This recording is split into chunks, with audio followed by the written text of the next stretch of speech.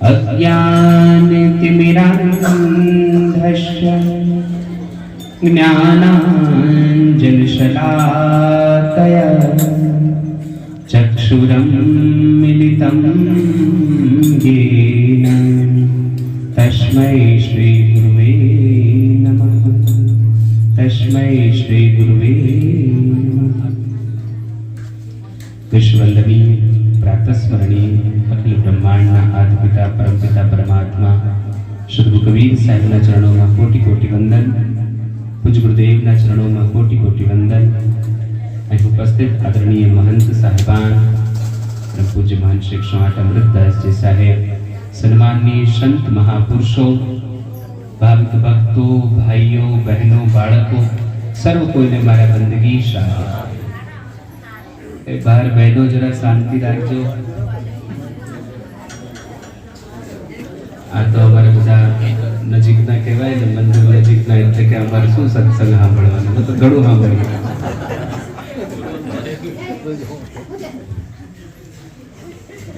આજનો આ સુંદર મજાનો મંગલ પ્રસંગ અમારે ભાઈ શ્રી ગણપત ભાઈના આંગણે વય નિવૃત્તિ જે નોકરીમાં હતા ત્યાંથી નિવૃત્ત થયા અને નિવૃત્ત થયા પછી એમની એક ઈચ્છા કે સદગુરુના સાર્થક યજ્ઞ સદગુરુનો જ્યોત મારા ઘરમાં પ્રજ્વલિત થાય અને મારું હવેનું જે બાકીનું શેષ જીવન છે એ સદગુરુના સાનિધ્યમાં સાહેબનું ચિંતન કરતા કરતા વ્યતીત થાય, એવા નિમિત્તથી આજનો આ પ્રસંગ નિર્ધારિત થયો। આપ સર્વને પણ એ જ નિમિત્ત આમંત્રણ પ્રાપ્ત થયું અને મને અહીંયા દેખાય છે લગભગ બધા રિટાયર થયેલા જ દેખાય છે। ચાલુ નોકરી વાળા કેટલા છે? હાથ ઊંચો કરો જોઈએ। ચાલુ નોકરી વાળા અહીંયા બેઠેલા હોય એમાંથી 2-5% છે, 1-2 જ હાથ ઊંચા થયા છે, બાકી તો બધા રિટાયર છે। રિટાયર છે ને 50 ઉપર વાળા કેટલા છે? હાથ ઊંચો કરો જોઈએ। દેખાય છે? આ બધા રિટાયર માણસો છે। એટલે તમને બધાને અહીંયા એકત્ર કર્યા। આમંત્રણ તો આખા પરિવારને આપ્યું હશે અને કદાચ પરિવાર સાથે બધા આવ્યા હશે, પણ યુવાનો હશે, છોકરાઓ હશે, બધા કે અહીંયા અમારું શું કામ છે, બહાર હશે, પોતાની મસ્તીમાં હશે। અહીંયા આપણે બધા જ એકત્ર થયા। આજે શેષ જીવન આપણા બધાનું બચેલું છે। શેષ જીવન પરમાત્મગામી બને એ અર્થે અહીંયા એકત્ર થયા। સમજ્યા? સદગુરુ કહે છે આ ટૂંકું જીવન વધારે લાંબુ નથી, टूंकू छे। एक घड़ी आधी में पुनियाद। तुलसीदास जी कहे छे एक घड़ी आधी में पुनियाद। तुलसी संगत साधु की कटे कोटि अपराध। तुलसीदास जी स्पष्टता करे के भाई थोड़ा कमाथी पण थोड़ो, एक घड़ी એટલે 24 मिनिट, एनी अर्धी के 12 मिनिट, आधी में पुनियाद एनी अर्धी थोड़ोक समय पण जो सानिध्य संतों प्राप्त થઈ જાય, સત્સંગનું સાનિધ્ય પ્રાપ્ત થઈ જાય તો કે સાહેબ કે તુલસીદાસ જી કે એ જ જીવન તો એનું સાર્થક છે, એનું જીવન એ જ એના કામનું છે, બાકી બધું એ જીવ્યો બધું નકામું છે। સમજાય છે? તમે જીવવા માટે ઘણા બધા કાવા દાવા કરવા પડે ને। જીવવા માટે જ બધું કરવું પડે, મરવા માટે કશું કરવું પડે? એ તો મૃત્યુ આવે, સમય થાય અને સમય પાકે એટલે તમે આપણે કોઈને કહેવાય રહેતા તો મૃત્યુ માટે કશું કરવું નથી પડતું। જે કરવું પડે એ તો જીવવા માટે કરવું પડે છે। તમે જીવનમાં જે કંઈ કરો છો એ શેના માટે કરો છો? જીવવા માટે કરો છો। તમારી જે કંઈ પણ દોડ છે, અત્યાર સુધીની જે કંઈ દોડ હતી, કોના માટે હતી? તો કે પેટ માટે હતી। તો પેટ માટે શું કરવા દોડ હતી? તો ભાઈ પેટમાં અનાજ કંઈક ભોજન જાય, પેટમાં જાય તો એનાથી એનર્જી પ્રાપ્ત થાય અને એનાથી મારું જીવન ચાલે એના માટેની હતી। મૃત્યુ માટેની તો કોઈની દોડ હતી નહીં, જીવવા માટેની જ દોડ હતી। પણ સદગુરુ કહે છે જીવન તો ત્યારે જ સાર્થક છે જ્યારે એમાં પરમાત્માનું સ્મરણ થાય। પરમાત્માનું ભજન થાય, એનું ચિંતન થાય. અને જે સમય સદગુરુ કહે છે શ્વાસ શ્વાસ में नाम ले वृथा श्वास मत कोई ना जानो यह श्वास को आवागमन न હોય. શું કહે છે સદગુરુ કે આ શ્વાસ છે ક્યારે બંધ થઈ જશે એ નક્કી છે. કેટલાય નક્કી કરી રાખેલું છે? હાથ ઊંચો કરો જોશો. કોઈ એવો છે કે આજે મારે શ્વાસ નથી લેવો, રવિવાર છે, શનિવાર છે, આજે રજા છે, આજે ચોથો શનિવાર છે એટલે કે મારે રજા, આજે મારે શ્વાસ નથી લેવો એવું છે? નોકરીમાં રજા મળે, સ્કૂલમાં રજા હોય, તમે કામકાજ કરો એમાં રજા પાડો, બધે રજા હોય, પણ આ શ્વાસની રજા રહેતી. અને શ્વાસની રજા રહે તો પછી આપણને કોઈ ઘરમાં રાખતું નથી.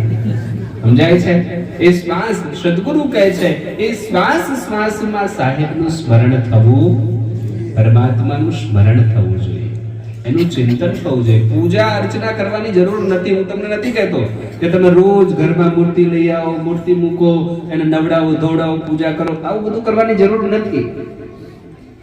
તમારા અંતરમાં જે પરમાત્માનો શબ્દ છે, તમારા અંતરમાં જે પરમાત્મા છે, એના સુધી પહોંચવા માટે કદાચ તમારા ઘરમાં પૂજાનું સ્થાન હોય તો 2 ઘડી એની આગળ બેસો. અને શરૂઆત તો પહેલા તમારા ઘરમાં જાગતા દેવતા છે ને એનાથી કરો. તમારા ઘરમાં જાગતો દેવતા છે, મંદિરમાં પછી જજો.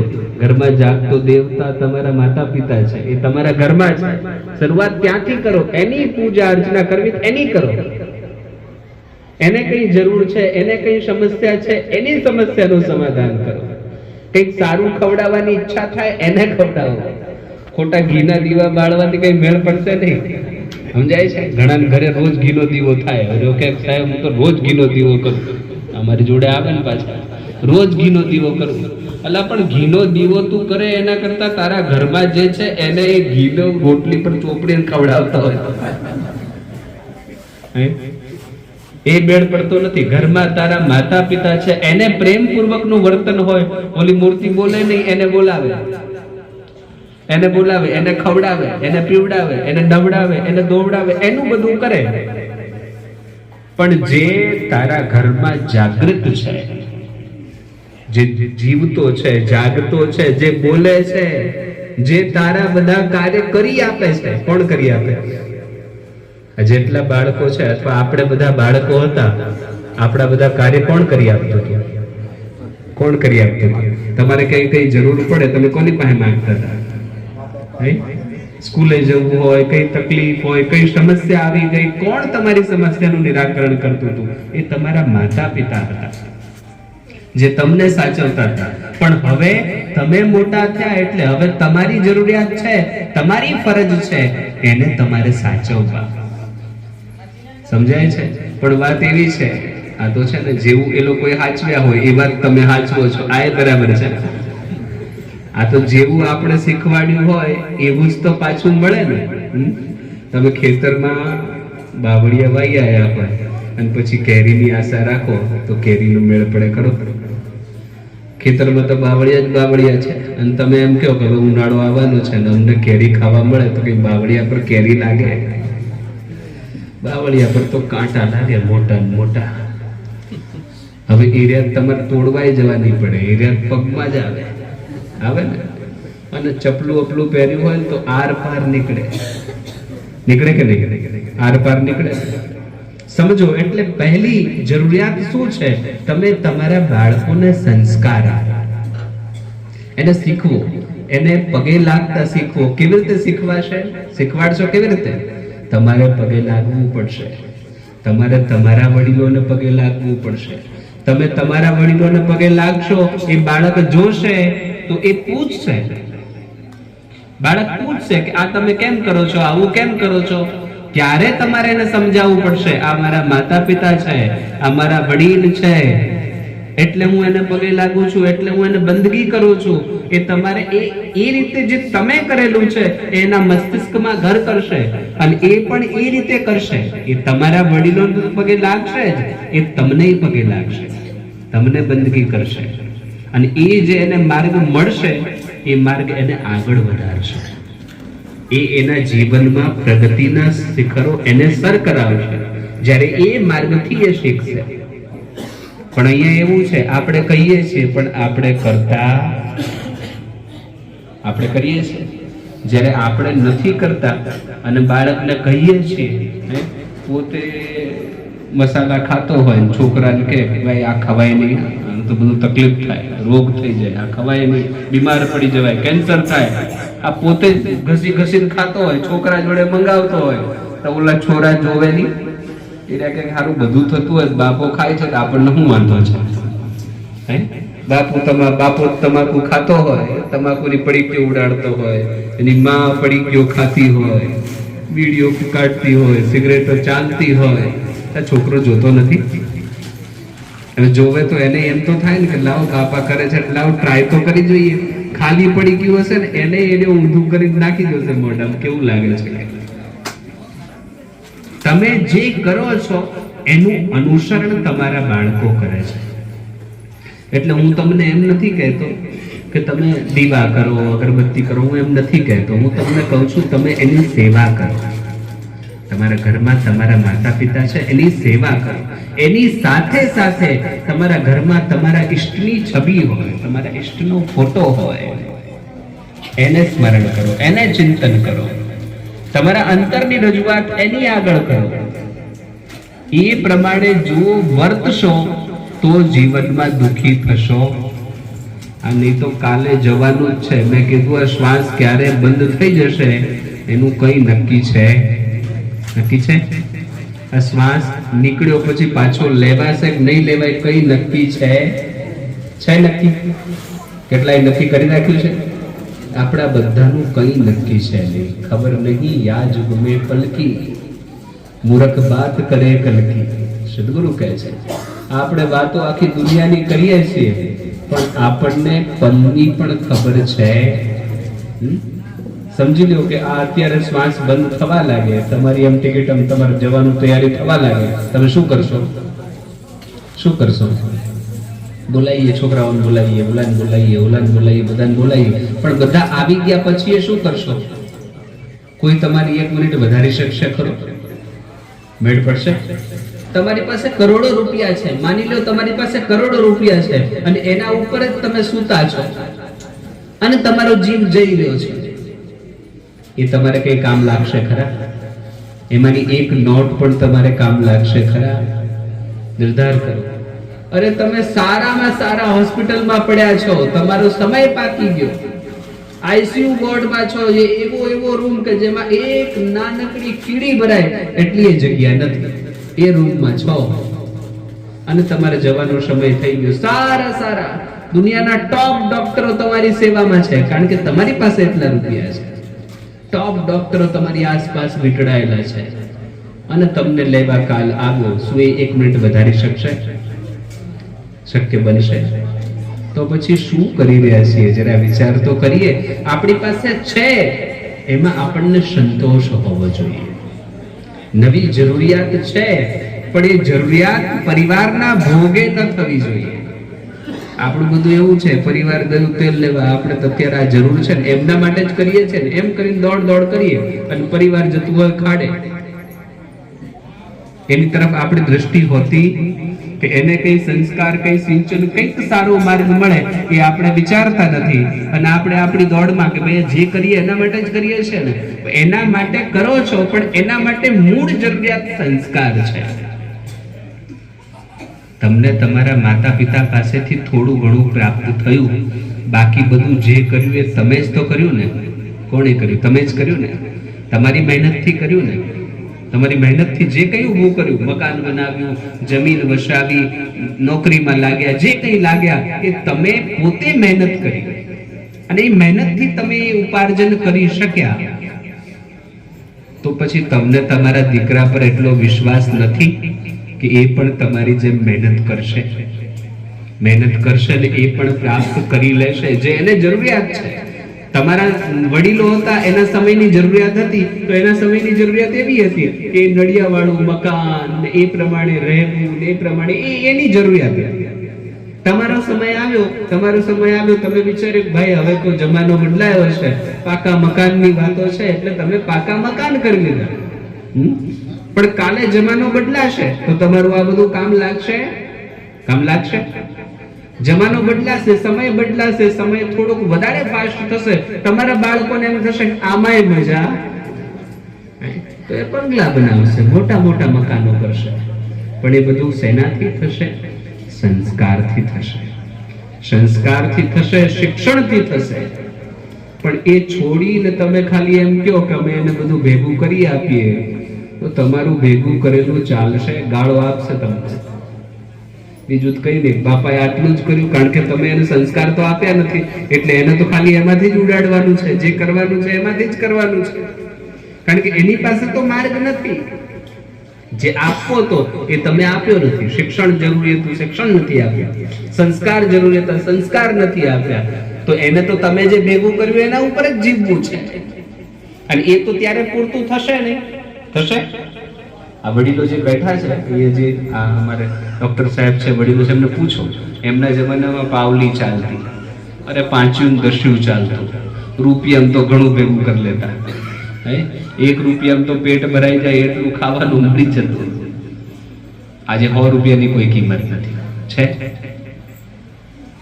થોડાક સમયમાં તમારા બાળકો છે મોટા થશે, નાના બાળકો હશે મોટા થશે, ત્યારે 1000 રૂપિયાની 10,000 રૂપિયાની કોઈ કિંમત નહીં હશે. તો તમે ભેગું કરીને કેટલું કરી લેશો? નક્કી કરો, તમે ભેગું કરીને કેટલું કરી લેશો? કદાચ તમે અત્યારે 1 કરોડ રૂપિયા ભેગા કરી લીધા, પણ તમારું બાળક મોટું થશે ત્યારે 1 કરોડની શું વેલ્યુ હશે? તમે વિચાર્યું 1 કરોડની વેલ્યુ શું?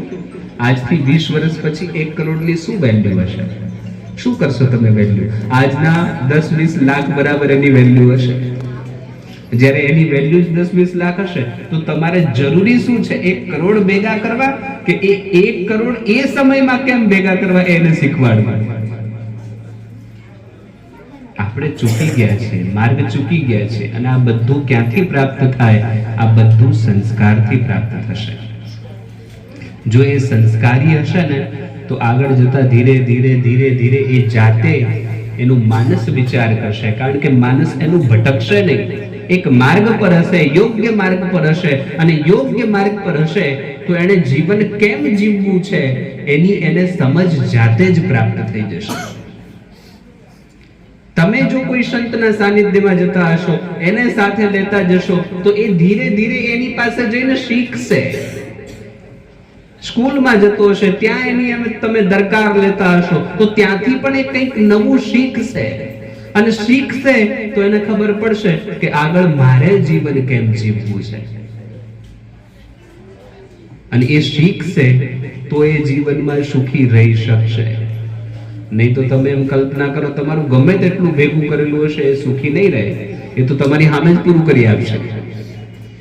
બધું પૂરું કરીને તમારા હાથમાં વાટકો પકડાઈ આપશે કે લાવો જાઓ બીજું ભેગું કરી લાવો. કારણ કે ભેગું કરવાનું તમને જ સારું આવડે છે, એને તો આવડતું નથી. એટલે જરૂરી શું છે? સંસ્કાર. એ તમારે આપવા પડશે, તમારે એને શીખવવું પડશે, ત્યારે એ પ્રમાણે વળશે. અને આ બધું કરવાની જવાબદારી વડીલોની છે. કોણ શીખવશે? તમારા ઘેર કોઈ બીજું શીખવવા નહીં આવે. સ્કૂલમાં પણ એવું કંઈ શીખવવામાં નથી આવતું, કારણ કે સ્કૂલનો એ વિષય નથી. સ્કૂલમાં ભણાવવાનો વિષય છે, તો એને ભણાવશે, પણ એમાં ચિત્ત એનું ક્યારે લાગશે? જ્યારે ઘરથી એનું મન એમાં ચોટ્યું હોય. આજના સમયમાં પહેલી ભક્તિ આજ છે. સદગુરુ કહે છે પ્રથમ ગુરુ હૈ માત પિતા, રક્ત બૂંદ કે જો હૈ દાતા. આ પહેલો ગુરુ છે. અને જો પહેલો જ ગુરુ કંઈ શીખવશે નહીં, તો પછી બાકીના ગુરુની તો વાત જ નહીં આવે.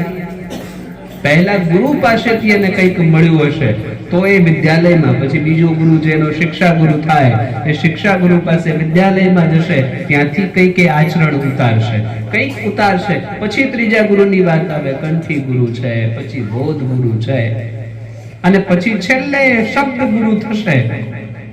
ત્યારે એની યાત્રા પરિપૂર્ણ થઈ જશે. એને કશું લેવાનું રહેશે, બધું એને પ્રાપ્ત થઈ જશે. પછી એને પૂર્ણ સંતોષ એના જીવનમાં વ્યાપ્ત થઈ જશે અને એની જીવનની યાત્રા સુગમ થઈ જશે. એટલે આ ટૂંકો અવસર છે અને ટૂંકા અવસરમાં તમારે બધું કાર્ય કરવાનું છે.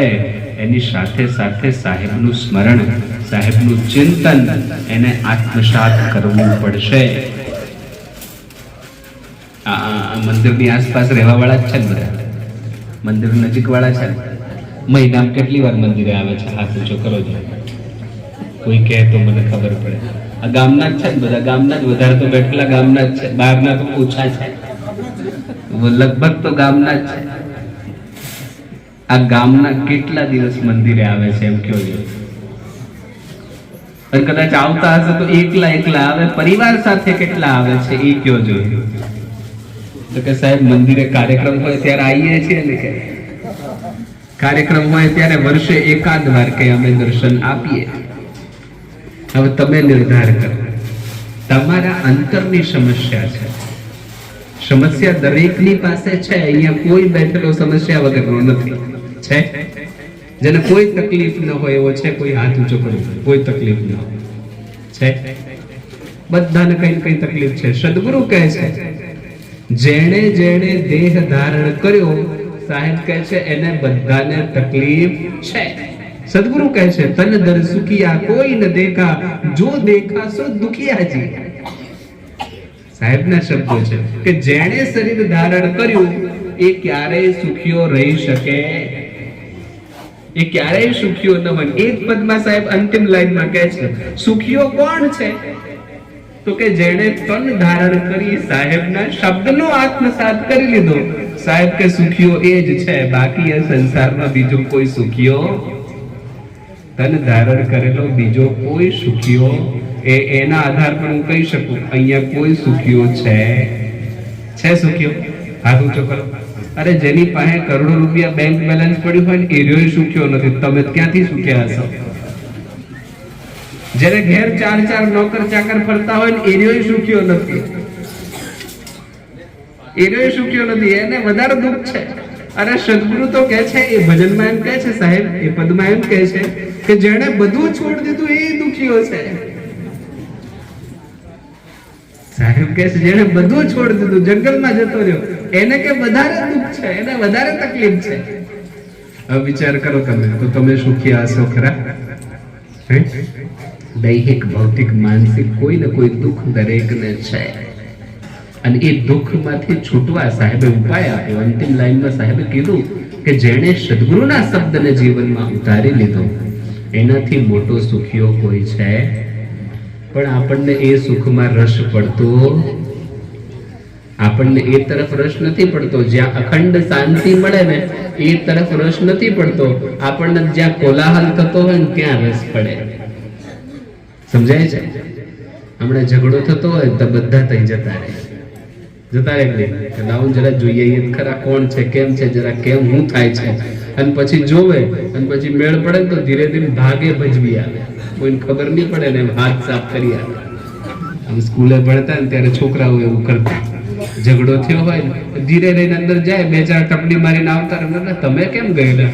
તો કે જરા હાથ સાફ કરી આવીએ ને, આવો મોકો ક્યાં મળે કે. હવે નાના થયા એ મોટા થયા એટલે આવો ઝઘડો થાય ત્યાં જરા હળી મૂકી આવે. હવે હાથ સાફ કરવાની રીત બદલાઈ. હવે તો ઝઘડતો હોય ને તો જરા વાત કરીએ, નાના મેં જોયેલું કે નાના એમ જ કરેલું કે. હવે એને ખબર જ નહીં હોય વાત શું છે. સમજાય છે? અને એમાં આપણને મજા આવે, એમાં મજા આવે છે, એમાં આનંદ આવે. પણ જ્યાં શાંતિ છે, જ્યાં જીવનને શાંતિ પ્રાપ્ત થવાની છે, જ્યાં એક લક્ષ્ય સુધી પહોંચી શકાય એવો માર્ગ છે, એવા ઠેકાણે આપણને જવાની ઈચ્છા થતી. સમજી લો ટૂંકું જીવન છે, વધારે લાંબુ નથી. લાંબુ છે મેં કીધું ને, હાથ બધાએ ઊંચા કર્યા છે, 50 ની ઉપર વાળા જ બેઠેલા છે લગભગ. હવે તમે નક્કી કરો તમારી પાસે કેટલો સમય વધેલો છે. ગણતરી લગાવો જોઈએ. ગણતરી કેમ લાગશે? એક તો પાકી રીત છે, પણ એ રીત મારે અત્યારે નથી તમને કહેવી, બહુ લાંબી ગૂંચવણ ભરી ગણતરી છે. હું તો તમને સીધી રીત બતાવું. માનો કે તમને 100 વર્ષનું આયુષ્ય મળ્યું છે, માનો કે 100 વર્ષનું મળ્યું છે, એમાં 50 તો ગયા, 50 ગયા ને, 50 નીકળી ગયા કે નહીં? બધાના 50 નીકળી ગયા. 50 માંથી પાછળના 25 નીકળી જશે, કારણ કે લગભગ બધાને તકલીફ છે. કોઈને પગ દુખે છે, કોઈને પેટ દુખે છે, કોઈને કમર દુખે છે ને, દુખે છે કે નથી દુખતી? કોઈને કશું ન તકલીફ હોય એવા હોય હાથ ઊંચો કરો જોઈએ, શરીરમાં કોઈ તકલીફ ન હોય. આ 50 ઉપરના બેઠેલા છે ને બધાને કઈ કઈ તકલીફ છે, એટલે પાછળના 25 કાઢ નાખો, એમાં તમારાથી કશું થવાનું કદાચ થાય તો ખાટલામાં પડ્યા રહેવું પડે એવું થાય. વધ્યા કેટલા? વધ્યા કેટલા? 50 ગયા, પાછળના 25 ગયા, વચ્ચેના 25 વધ્યા. આ 25 માંથી અડધા તમારા ઊંઘમાં જવાના છે, અડધા ઊંઘમાં જવાના છે. વધ્યા કેટલા? 12 વર્ષ વધેલા છે, 12 જ વર્ષ છે. પાકી 100 વર્ષ મળ્યા હશે તો 12 વધેલા છે, 100 મળ્યા હશે તો 12 વધેલા છે. 100 નહીં મળ્યા હોય ગણી લેજો હવે કેટલા વધેલા છે. અને એ 12 વર્ષ તમે નક્કી તો કરો, એ 12 વર્ષમાં મારે શું કરવું છે? પરમાત્માનું સ્મરણ કરવું છે, ભજન કરવું છે, કે હજી ઝઘડા કરવામાં જ દિવસો કાઢવા છે? એ તમારે નક્કી કરવું છે. નક્કી તમારે કરવાનું છે કે આ વધેલો સમય છે એ હું સદગુરુના સ્મરણમાં ગાળું, કે હજી સુધી જે કાવા દાવા કરતો તો એમાં જ ગાળું. એ તમારે નક્કી કરવાનું છે, કારણ કે તમે બધા રિટાયર થયેલા બેઠા છો. રિટાયર થયેલાનું એક જ લક્ષ્ય હોવું જોઈએ, આત્મકલ્યાણ, પોતાના નિજનું કલ્યાણ કેમ થાય. કારણ કે તમે રિટાયર થયા એ અવધિમાં તમારા દીકરાઓ મોટા થઈ ગયા. અહીંયા બધાના દીકરા મોટા થયેલા હશે, મોટા છે, ભણતા નહીં હોય, કોઈના દીકરા ભણતા નહીં હોય, કારણ કે તમે રિટાયર થયા એટલે તમારા દીકરા સ્વાભાવિક છે બધા જ કઈ ને કઈ ધંધો કે નોકરી કે કઈ ને કઈ કરતા હશે ને, કઈક ને કઈ, છેલ્લે કઈ નહીં કરતા હોય તો ખેતીવાડી કરતા હશે. એટલે હવે એ ઘરનું જે સંચાલન છે એ એમના માથે છે, તમારા માથે નથી. કારણ કે તમે તો રિટાયર છો, તમારી પાસે કોઈ આવક નથી, તમે તો ઘેર બસ બેઠા જ રહેવાના છો. બેઠા બેઠા તમારે કરવાનું શું છે? હવે ખેતી કામ તમારાથી થશે નહીં, થશે તો બહુ ઓછું થશે, થોડીક વારમાં થાકી જશો. બીજું કોઈ કામ તમે કરી નહીં શકો, કામ કરશો તો થાકી જવાશે, થોડીક સમયમાં થાકી. તો હવે ઘેર રહ્યા કરવું શું છે? સાહેબનું સ્મરણ કરવું છે. તમારા દીકરા જે નાના નાના છે એને સંસ્કાર આપવા છે, એને યોગ્ય માર્ગ બતાવવો છે, એને પથ પ્રદર્શિત કરવો છે. આ કામ તમારે કરવાનું છે. પણ તમે કોઈ એ કરો છો ખરા? આપણે શું કરીએ છીએ? આપણે ખેંચાતાણી જ કરીએ છીએ. હજી સુધી જે અત્યાર સુધી કરતા આવ્યા એ જ આપણે આગળ વધારી રહ્યા છીએ, અને એ જ કરી રહ્યા છીએ. અને એ કરતા કરતા કાલે જતા રહીશું તો સદગુરુ કહે છે, આશા ત્યાં ભાષા, સુરતા ત્યાં મુકામ. પછી યાત્રા ક્યાંની થશે? નક્કી કરો. જો યાત્રા પરમાત્મા સ્મરણ વગરની થશે તો એ યાત્રા ક્યાંની થશે? એ ભટકવાની યાત્રા થશે. અને જો તમને ભટકવામાં મજા છે તો પછી તમે જે કરો છો એ કરો. પણ જો તમારી ઈચ્છા છે કે મારે હવે બંધનમાં પાછું બંધાવવું નથી, મારે છૂટી જવું છે, તો એક આધાર સાહેબના નામનો છે. એ નામનો આધાર લેજો અને આ જીવન પાર કરજો. વિશેષ ચર્ચા આજના પ્રસંગે કરવાનો નથી. ગણપતભાઈએ એમના નિવૃત્તિ પ્રસંગે તમને એકત્ર કર્યા છે ને, એ આજ સમજાવવા માટે એકત્રિત કર્યા છે કે હવે થઈ ગયા છીએ નિવૃત્ત, એટલે હવે ચિત્ત ચોંટાડીએ સાહેબમાં અને જગતની માયા જાળને મૂકીએ સાઈડમાં. એક લાઈન, એક માર્ગ પર બની અને ભવથી પાર થવાનો પ્રયત્ન કરીએ. અને પાર કરવાનો આ અવસર છે. તમારા ભજનોમાં અમારે બધા ગાય ને, સંતો આ તો પાર જવાનું, પણ આપણને સમજ પડતી. જહાજ પર ચડી બેઠા છીએ તો કૂદીને બહાર નીકળીએ છીએ, ઓલું લઈ જવા પ્રયત્ન કરે પણ કારો કે ના ઓલું રહી ગયું, ઓલો છૂટી ગયો, ઓલા લેવાનો છે, નામ કરવાનું, તેમ કૂદીને બહાર નીકળે. પછી શું કરવાનું? હવે એવું સુંદર મજાનો માર્ગ મળી ગયો હોય તોય જો તમને એ જ રસ પડતો હોય તો હું તો તમને કહું પછી આ બાજુ આવા જેવું જ નથી. સમજાય? પછી એ માણસ કહેવા લાયક જ નથી. એ માણસ સ્વરૂપ રૂપે તો માણસ છે, પણ એની અંદર માણસનો એક ગુણ આવ્યો, માણસનો ગુણ આવ્યો નથી. કોઈ લાતા લાત કરતો હોય તેને માણસ કહેવાય. જેને આદત જ લાતો લાત કરવાની હોય તો લાતો લાત કરવાનું કામ કોનું? કોનું કામ? લાતા લાત કરવાનું કામ કોનું? સમજાય છે? કોનું કામ છે? તો જો કોઈ માણસ એમ કરતો હોય પછી એને માણસ કહેવાય? એ માણસનો ગુણ નથી. માણસનો ગુણ નથી, એની પાસે બીજા કોઈનો ગુણ છે તો પછી એને મનુષ્ય ન કહેવાય. એ જે છે એ કહેવાય. ચાડી ચુગલી કરવી, ઈર્ષ્યા કરવી, દ્વેષ ભાવના કરવી, આ માણસના ગુણો નથી.